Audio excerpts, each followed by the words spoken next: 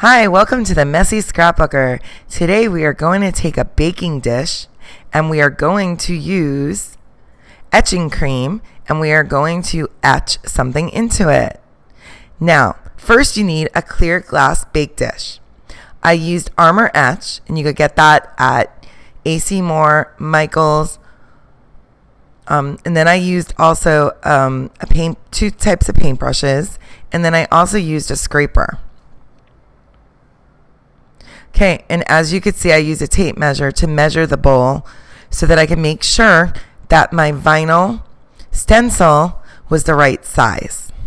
So here's my bowl, and we're flipping it over right now, and we are checking out the length times the width so we can make sure that our vinyl stencil fits perfectly.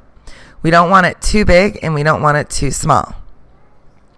As you can see, the dish I got was plain on the back. I didn't use a Pyrex dish because it had writing on it. I found this dish at Walmart and it was only $6.97.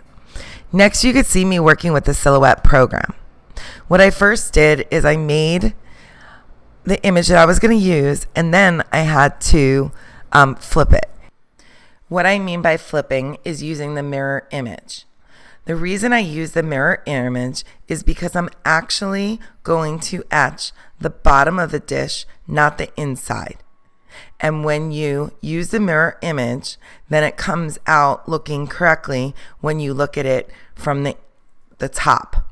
So, as you could see, I cut out a circle, an oval, so that my image was on the same exact shape as my bowl. Here you could see me cutting out the image on my Silhouette machine on a piece of vinyl. It doesn't matter what color vinyl you use because it is just a template and it will be thrown away. You are just using it as a stencil so that you could etch your image onto your glass plate. You could do all sorts of things with this etching cream. You could do cups, you could do bowls, you could do glasses, shot glasses, wine glasses, you could do a vase, you could do anything that is a glass image. As you could see, I'm now weeding everything out. Notice how I'm actually leaving the negative part in because I'm making a stencil. So I'm actually pulling the letters up, and notice how the inside of the letters stay in. The next thing I'm going to do is I'm going to put on my transfer paper. Me personally, I like ripping off a piece of transfer paper and putting it on my mat. This keeps my transfer paper free of wrinkles. Next, I put my sticker on, and I make sure that I put it on straight. I smooth it down, and I also try to use a scraper to make sure it's sticking really well. And here's me using a scraper. The scraper that I use is actually the Pampered Chef scraper. So it's something I already had in my house that I didn't have to buy. Next, you want to put your image where you're going to etch it. It's really important that you get it centered. Notice how I'm looking at it before I press it down to make sure that my image is in the center. Now, after I check my image, I'm going to take the scraper again and go over it, or I'm just going to use my hand. I'm going to pull it off. And it doesn't really matter if there's a lot of bubbles. It just matters that the stencil comes off. The most important thing that you could do is make sure that the inside of the letters don't come up when you're pulling off your transfer paper. The next thing I do is I take my finger and I put it around all the letters to make sure that it has a really tight seal, because I don't want the Armour Etch to get underneath my vinyl. So I use a paintbrush and I paint it on. When I paint it on, I first paint it vertical or horizontal, or I do it diagonal, and I keep changing the way that I'm painting it on, because the different ways that you keep painting it on and working it in will make sure that you get a smoother etch.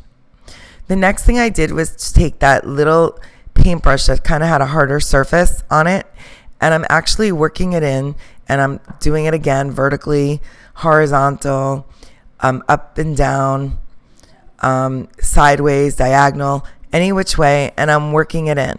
I only left the etching cream on for about 6 or 7 minutes before I decided to wash it off. I was very impressed that this little time really worked. And here I am, and notice I put on a glove and it kind of ripped on me, but I really didn't want to get the etch cream on my hand because it can cause a reaction because it's a strong chemical. So here you see I'm rinsing everything off. And I'm really excited to peel it off because I want to make sure that it came out good. It's kind of hard to see when you first peel it off, so I was kind of a little bit skeptical. But after I peeled everything off and I took out all the middle, I was really impressed with how it came out. Again, I'm washing it. And before I did use it, I did put it in the dishwasher because it is harsh chemicals, and I wanted to make sure it was cleaned really, really well before I actually used it. This is kind of a joke that I did, kind of like a prank to bring to a party. I made something in it, and then I bring it to a party, and then at the end, when they get to the bottom, it says you've just been poisoned. You could do so many things with this. You could do anniversary presents. You could do a wedding gift. You could just write the person's last name on the bottom of the dish. There's so many things you could do, their favorite sports team, so that you could bring it to maybe a party that has to do with football. Whatever you do, have fun. And please leave me a thumbs up and like my video and share it with your friends. And I hope you enjoyed it, and we'll be making more. Thanks.